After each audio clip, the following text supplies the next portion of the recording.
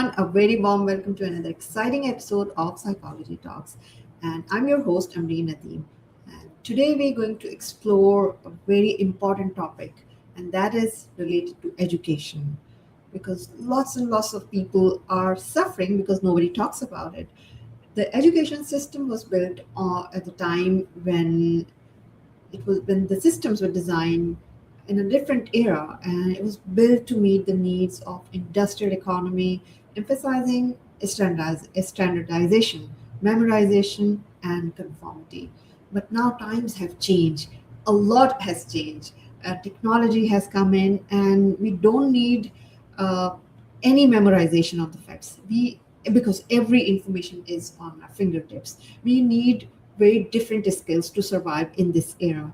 And I'm so honored to be joined by Miss Devi Sahny, Devi Sahny. She is already making change in education system. She has built successful education companies that have supported more than 13,000 students and partnered with over 120 schools.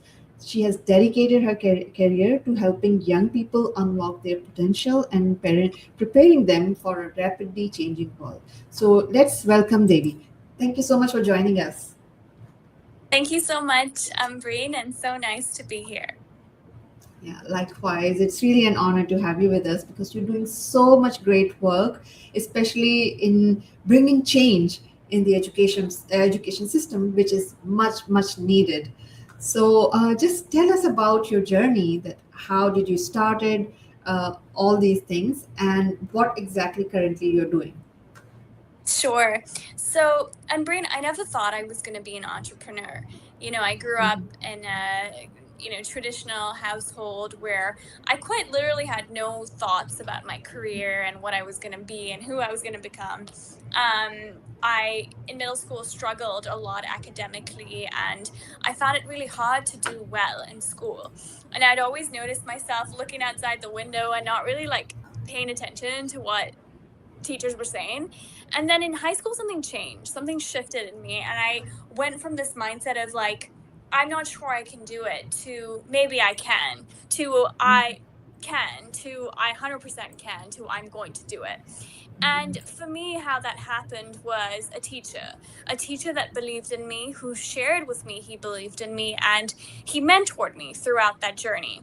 So I said to myself years later, if I start anything in education, it'll have to be to empower students to believe they can do anything. Because sometimes, as is in the case with what I've done, just saying that and feeling that and really genuinely believing that can change a student's life. And so today I have two businesses. One's called Ascend Now, which started in 2017, that focuses on beyond academic, and college counseling. We start all the way from age 4 all the way to 18. One of our 4-year-olds recently did a public speaking engagement with a school in front of 400 high school students. So we really believe age is just a number. I have another business called The Edge, which focuses on supporting schools with social emotional learning skill modules that can support teachers to teach, in my view, what matters: networking, resilience, grit, in bite-sized pieces that make it accessible for both teachers and students. Yeah, amazing. Your journey is actually very inspiring because I think it is relatable to what students nowadays are actually experiencing. As you said that a lot of people, students usually just think in the classroom that how when this period is going to over and they can have fun instead of focusing on what teacher is saying. So it seems like the current education system more focusing on on imparting information and making them learn in a way that makes them feel bored, right, instead of enjoying the learning part.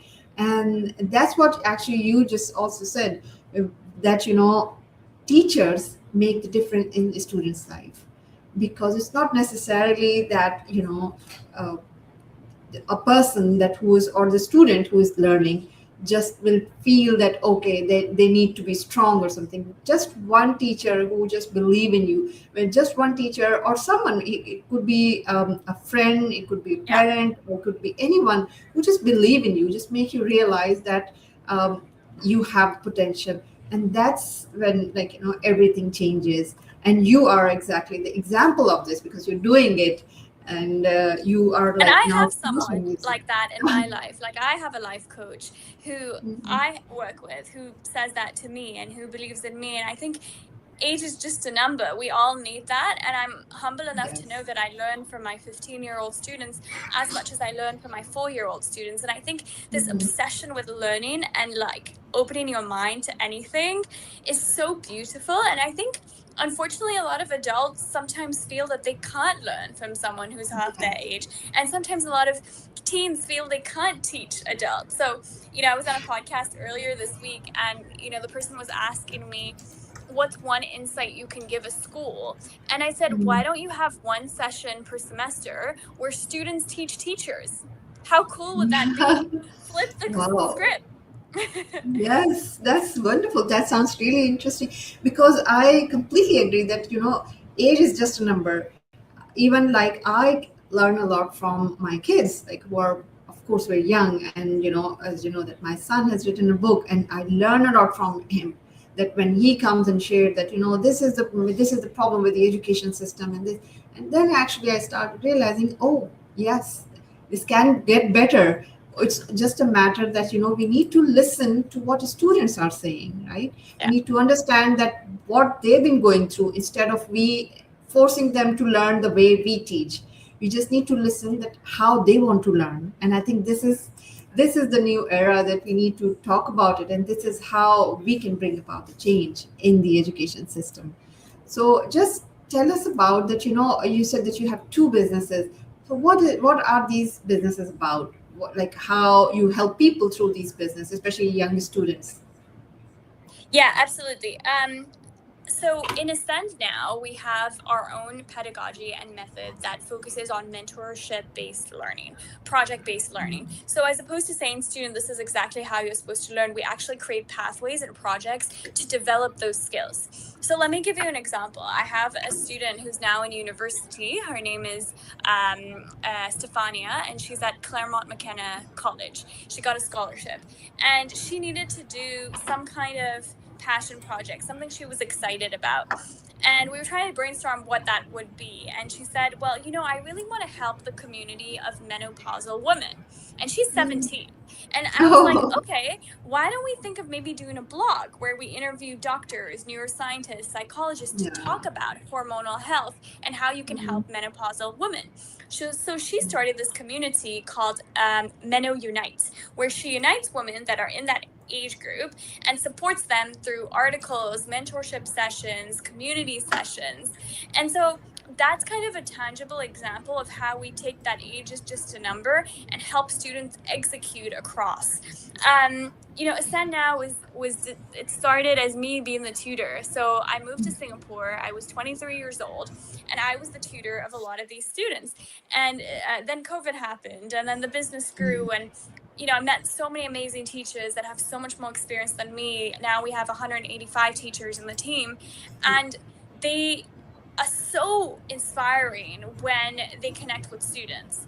And so for me, there's always been a gap because students love to learn one-on-one. Their pace of learning is better, their conversation is better, they feel less shy, less intimidated. So that's Ascend Now.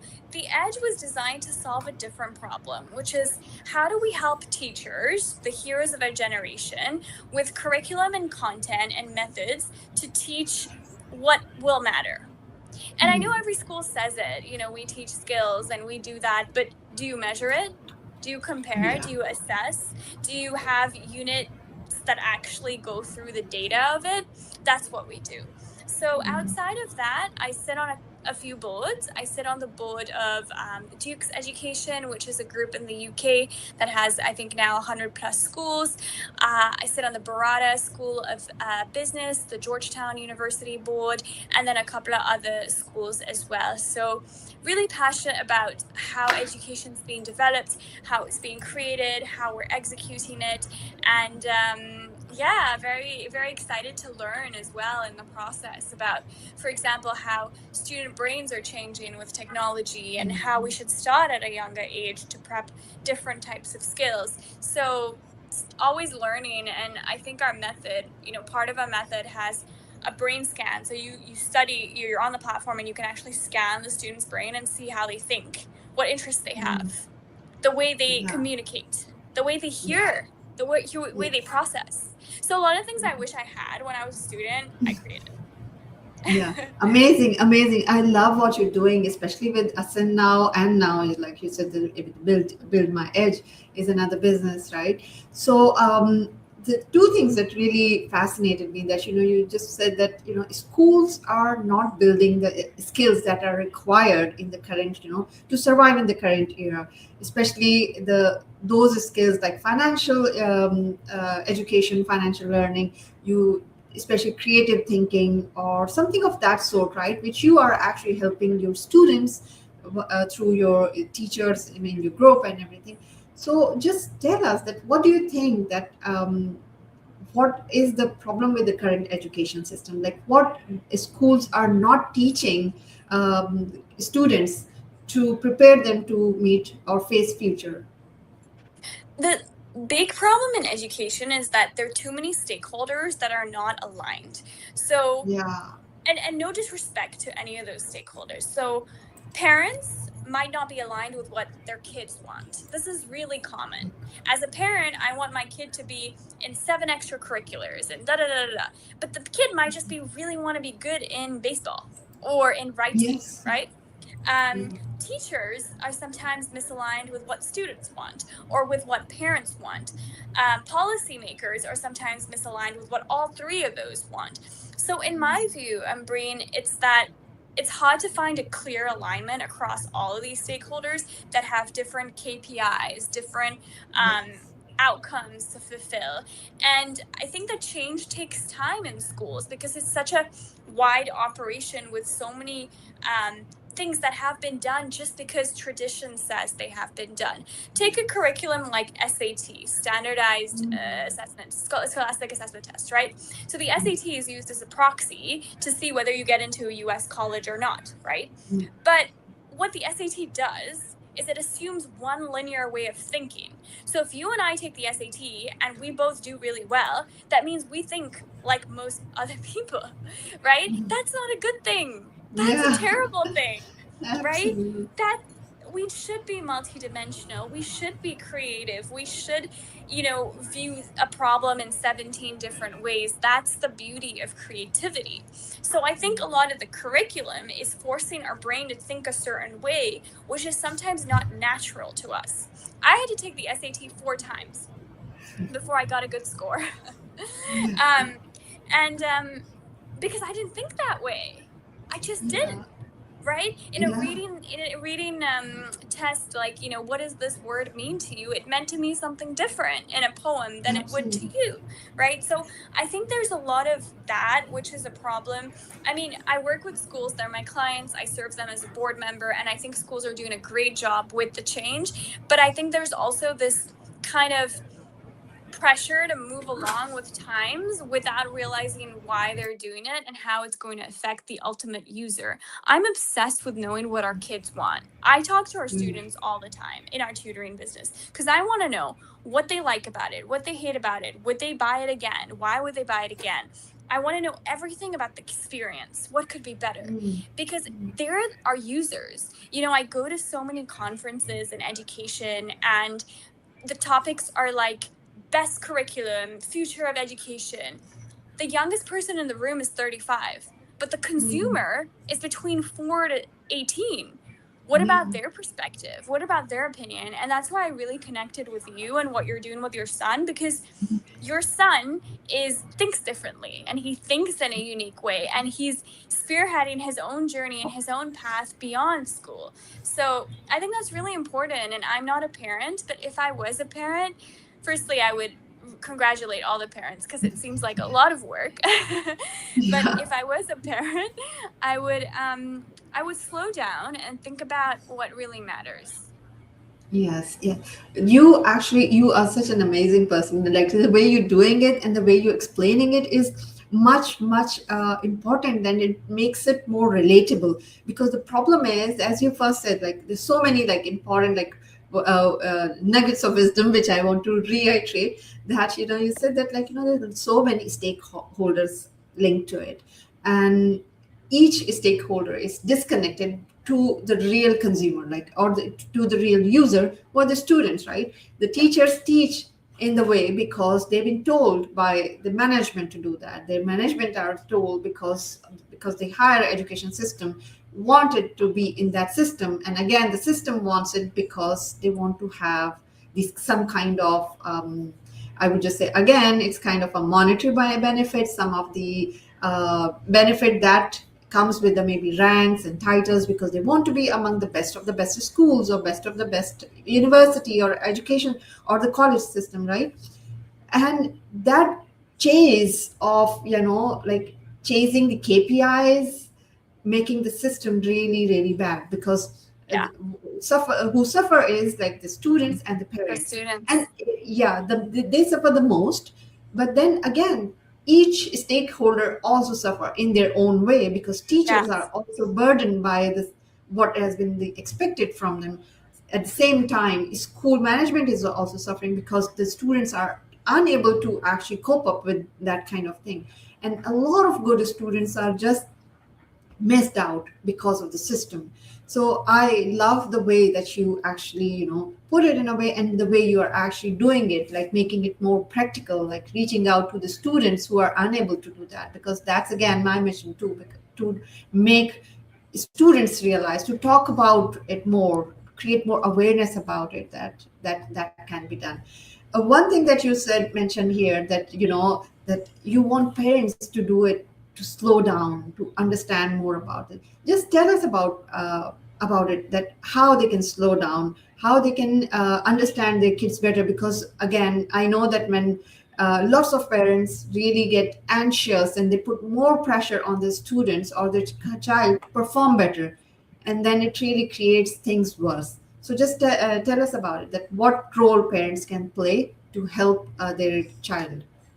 It's really interesting because I was actually speaking to a parent yesterday who has who's a stepdad of one of our students, Mhm. Yeah. and he was almost crying on the phone. And he said, my stepson, doesn't want to connect with me. He doesn't want to go out with me. He doesn't want to hang out with me and do things with me. How can I, make sure he does that? I'm trying to talk to him about all the things I'm interested in as a dad, and it's really tricky because I think, when we ask ourselves, when we were students, when we were kids, did we have the perfect relationship with our parents? I didn't. I definitely didn't. I was, always doing what I wanted, and I was a great student, but I was also going out and doing whatever I wanted without asking for permission. So I think it's a huge expectation to think that your kid's going to have the best relationship with you from ages 4 to 18. I think that's too high of an expectation. Mhm. That's one. The second thing is, I think it's really important to give your child space and give your child time to get exposure to the world. And what I mean by that is, a student doesn't really know like what exists, what are the new career paths, what are the new majors, what are the different university experiences, what are the different things I can do. The world is changing at a pace that is unprecedented, that it's so difficult for us to know what genuinely exists. And so if I was, when I talk to parents, I say, like, firstly, don't expect to be the mentor of your kid, because it's not going to work. It's not sustainable. It's just going to create disharmony in your relationship. Mm. One of our parents called me the other day and she said, you know, Davy, I'm so happy with you. I said, why? She said, I'm finally a friend with my kid because Ascend now has taken everything else, all the academics, all the headache, all the Yeah. reminders, and now I can be a friend with my kid. And I think that's the best advice, is being true friends with Mm. your kids and giving them space, giving them time. Don't enforce upon them your mistakes, what you would have done. It's a different world. Yes, yes, absolutely. I love that advice because a lot and lots and parents usually come to me and they say that their child, especially teenagers, are so depressed because they can't Yeah. cope up with the grades and something like this. Or even those who are actually performing very well, they say they are extremely depressed. The reason why, because we have created as parents, like, people, they have created the distance between them because the only thing they talk about their grades, they want to do this. For the time being, they need to actually put everything aside and actually have the communication or the conversation to understand what they like. Even if they want to talk about the games or you want to talk about anything, they need to have the heart to heart conversation, not something, just to, I would just say command and command and order, like, you need to do this, you need to follow this. So no reminders, no commands, just a conversation that helps build a really better connection with this. So I love that advice. Now, just I want to understand that you said that the education system is, again, so many things that we're lacking, but one of the most important thing that you also point out, that it's like it doesn't flourish or doesn't help students build creative thinking, right, which is the most important skill. So what do you think that, first of all, what is missing, that why it's like education system is not focusing on building creative thinking or problem solving, and how we can bring about the change in the system, so to inculcate this, to help students to build creative thinking. Yeah, it's a great question. And I think it's much harder done in practice than it is done in theory. But I think the main thing is to create new opportunities and new experiences for students, for them to build these skills like critical thinking, um, other than conventional opportunities in class. So other than, your school, your academics, where can you build creative thinking? Can you build it in your entrepreneurship club? Can you build it in your podcast club? Can you build it, I was just talking to a school today, and I'm going to host a podcast in their school, and I'm going to invite the students to interview the guest. I'm not going to do it. That's like building critical thinking skills, because Mm. you flip the script a little bit. So I think I'm all about different opportunities of them building it. I'll give you another example. I have a student, Jacob, who is extremely shy. He's very introverted, and his mom's like, I'm worried he doesn't even speak. He's just super, super shy. So now every session I have with him, every 3 sessions, I actually bring a guest to our class. So I brought a zoo life specialist. I brought a professor of economics from Princeton. And I just asked the student to ask him questions. A couple weeks ago, he was in Boston, so I organized a tour for Harvard with him and an alumni of Harvard who's a teacher of mine, and just him. And apparently he didn't stop talking. So you have to be put in situations that you wouldn't be comfortable in to achieve uncomfortable results. It's like this quote, no changes means no changes, right? You're an entrepreneur, you've started, a lot of different things. And had you not tried in the first place, had you not started in the first place, you wouldn't have developed that, right? I can safely say, had I not. And I continue to practice that, to be honest, in my personal life. Like, I just started theater lessons to learn how to act, not because I want to be an actress. I don't want to be an actress, and I don't think I will be ever that talent to do that, but because I want to learn the skills of acting. I think it's really important when you speak in public, and I'm often invited to different countries to speak in public, and I've never trained that skill. I just speak from the heart, and now I want to train that skill. So whatever I share I confidently try to practice as well, because I think we're all in the same boat and level playing field with AI, because knowledge is Yeah. cheap.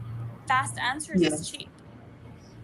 Yes, yes, I love that. Absolutely love that, and I love what you said that you constantly building different skills, and that's exactly my motto as well. And like especially when I study more neuroscience, it's all about rewiring your brain.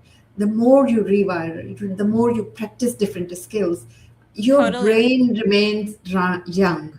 And that's it. Like even lots and lots of studies show that people who develop like dementia, people who all develop all these diseases, disorders linked to the brain, like these dementia and other things, it's all because they have stopped using their brain. It doesn't mean that they don't think every day. They think only the same way. If you just keep thinking the same way, your brain would not grow.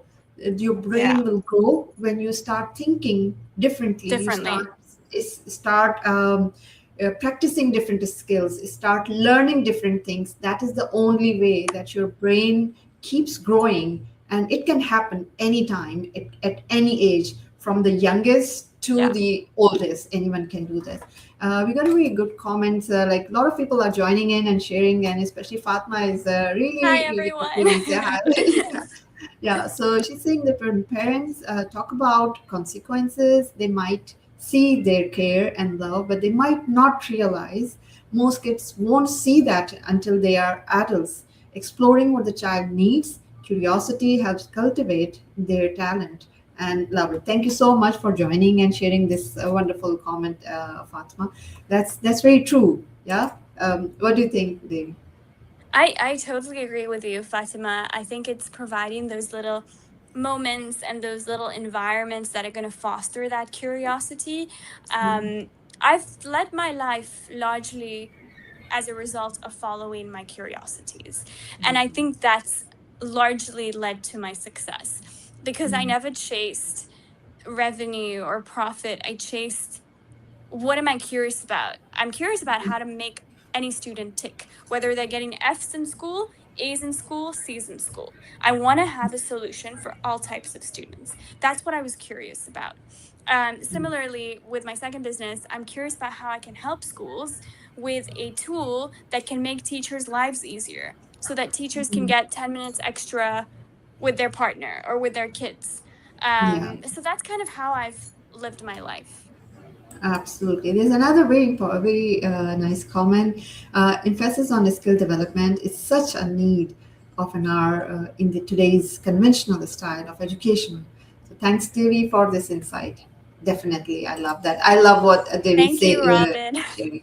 Yeah, thank you. So I just want to ask that if you have to redesign education system, what would you do? How different would you make the education system?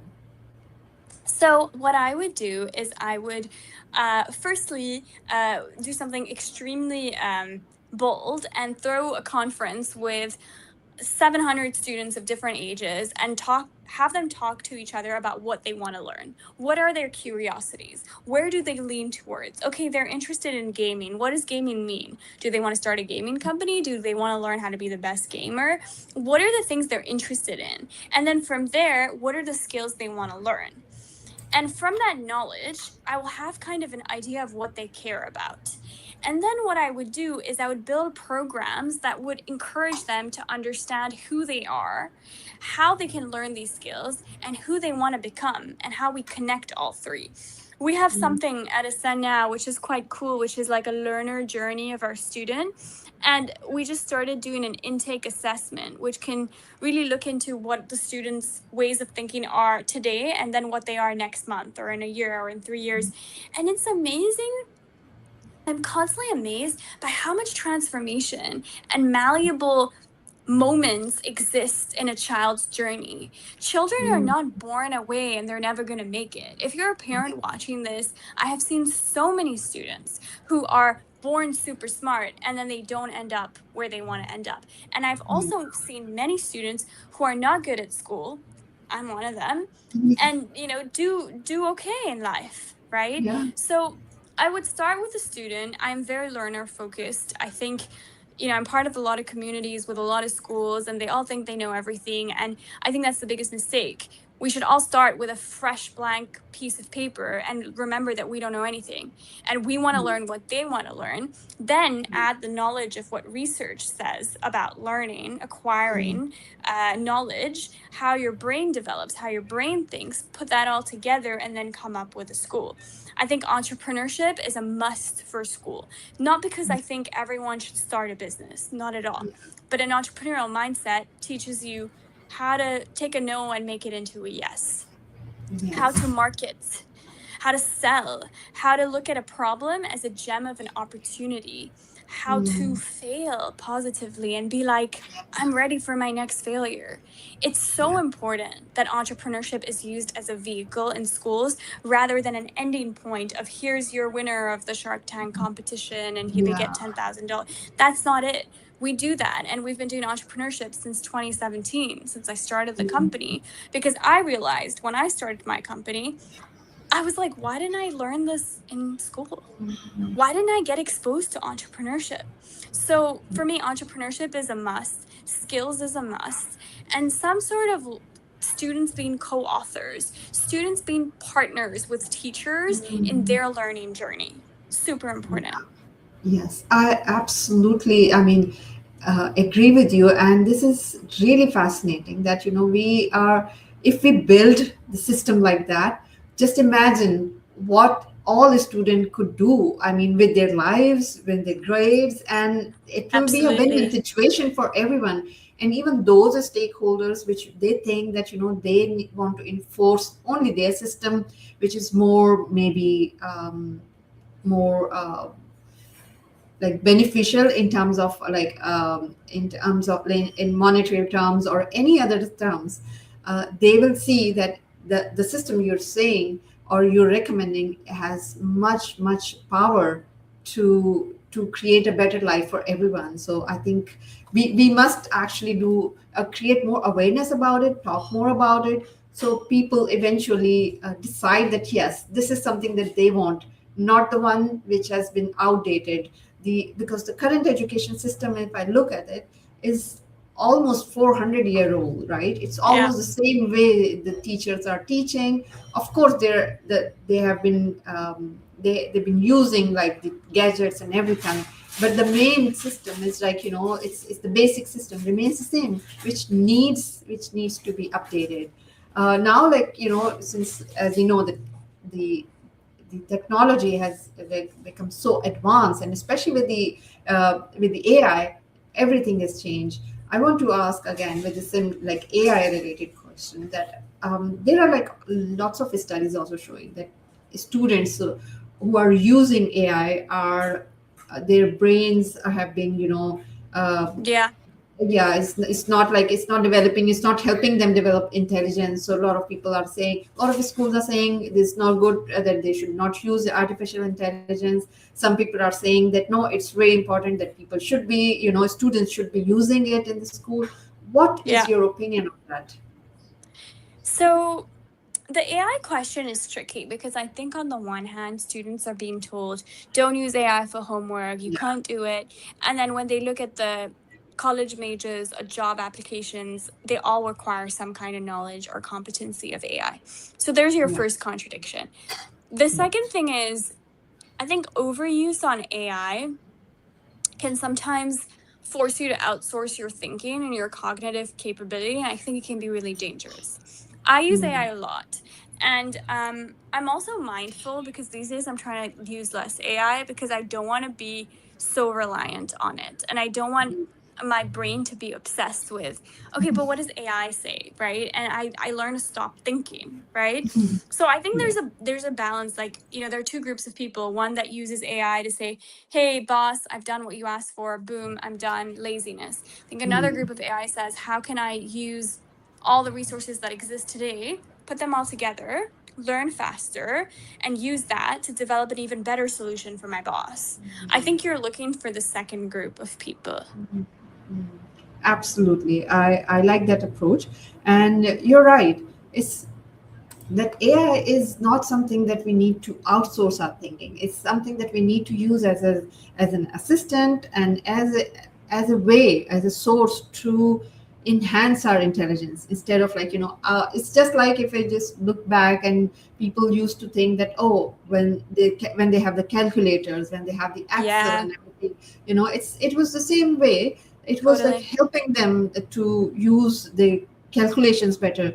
So if we apply the same formula here, instead of like outsourcing what they think, it will not help, because AI has a limited capability to think or perform cognitive functions, and as humans we are far superior to that. So if we just Yeah. outsource that, we will actually lose on that. So the creative thinking, the imagination, all these things which are unique to us will suffer. So I think the main thing is that we need to use AI to enhance those skills. So that's something really good. There's another very good comment here by Mr. Sheikh. The future demands critical thinkers, ethical leaders, and lifelong learner. Reinventing education is no longer an option, it's a necessity. Completely agree. Yes. What do you think? Absolutely. 100% agree with that statement. Yeah, absolutely. So I also want to know that, especially that now the educators want to innovate, but the face of curriculum requirement, testing pressure, and the limited source. What do you think that, like, now we are in kind of a situation stuck, as you said, that okay, we know that we talked about the ideal situation, that how the education can be redesigned. We know that, we talk about that how students are suffering, what the education system is not providing.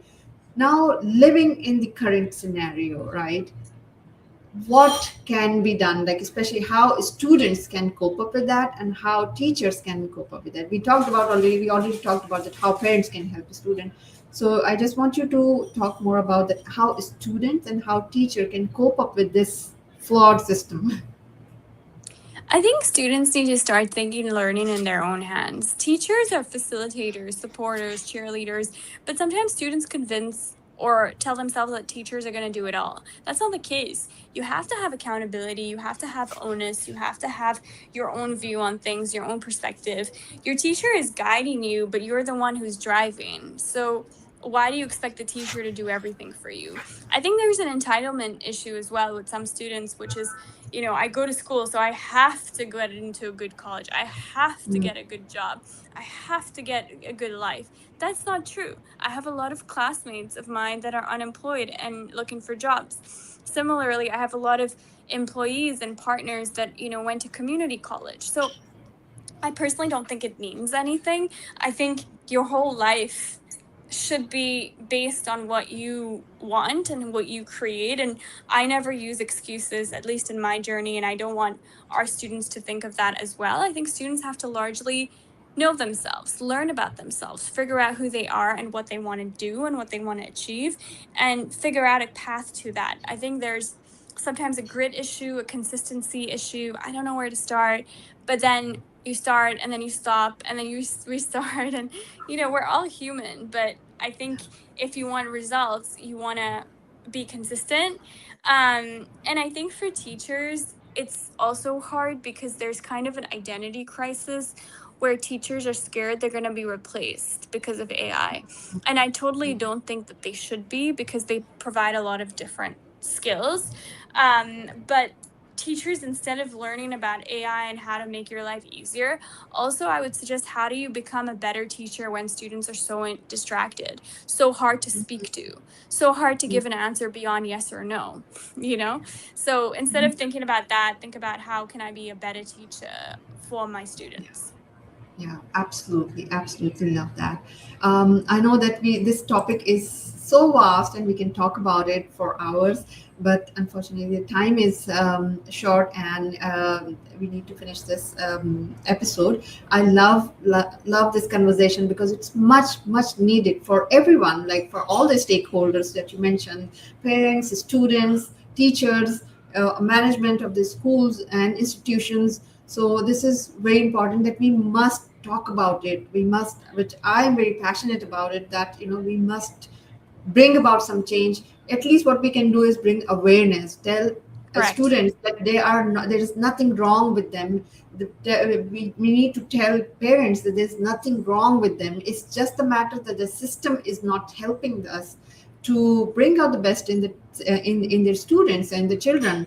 And even some teachers are falling or are having so much pressure. It's just because that the system is not allowing. So before I actually close this show, I would just ask that if every parent and teacher or educator and student is listening, and today, if they want to remember just one message from this conversation, what do you think? What would be the one message for them?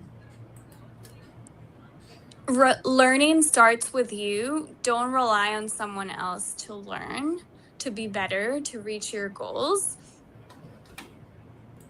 And AI has made knowledge cheap. It hasn't made skills cheap. The art Yeah. of building trust, the art of having a good conversation, the art of building a good connection. AI is actually worsening our ability to do that. So you can use AI all you want, but don't disregard your skills. Mm, amazing. I just love that advice because AI or anything else cannot replace human being unless we Yes. think that we are replaceable. It's just that we just need to believe in ourselves. We know that we have so much power than these artificial intelligence or anything, because every human being is unique. So yes, I completely love that. Um, Before I actually end the show, just tell our audience that what is the best way to reach out to you. So thank you for listening. If you're still on, love to connect with anyone here. The best way to reach me is my LinkedIn DMs. I actually go through each one, and I post quite a lot on learning, entrepreneurship, job entrepreneurship, all of that stuff. So please reach out if you found it helpful. And I wish everyone a good afternoon or morning or evening wherever you are. Yes, thank you so much. Yeah, I've shared all those um, links and in the comments. So those who are listening, or watching us live, or watching us in a replay, first of all, thanks for joining us. And those who want to connect, please feel free to connect with all those links that I have provided in the comments. And thank you so much, Devi, for sharing such important insights on this such critical topic in this critical subject. So thank you so much for your time today. I think you're free. So, anyways, thank you so much and have a great rest of the day.